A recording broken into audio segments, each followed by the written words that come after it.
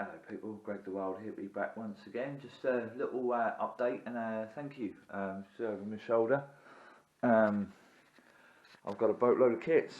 My brother Alan, a good friend of mine, his grandfather sadly passed away recently, and he had a massive stash of model kits.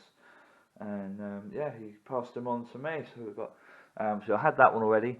These three I bought off of Facebook over the weekend, but everything else was a gift from Alan. I mean, from the Super Fortress, one that's missing from my collection.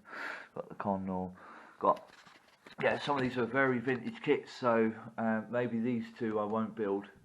I'd like to build a Condor, but yeah, definitely this one at that with Secret Bomb. Shows how old that kit is, so that might be worth just keeping. Got another B17. I need to get some decals for this one because I've already built that one.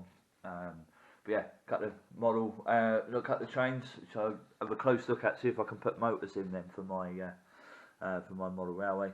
Got some old 00 gauge model railway stuff there. There's a Ferry Swordfish, and Boston Havoc. Cut the racing car kits. I might look at doing a kit bash for them.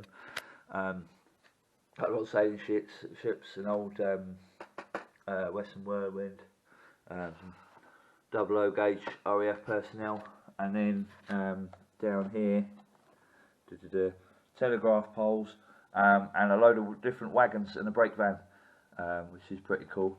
So hopefully I'll be able to build them up and get a little train going on my model railway. But yeah, it's just a little update on that, and just a massive thank you to Alan for thinking of me when all of these came up. So yeah, thanks for watching, and I'll see you on the next one.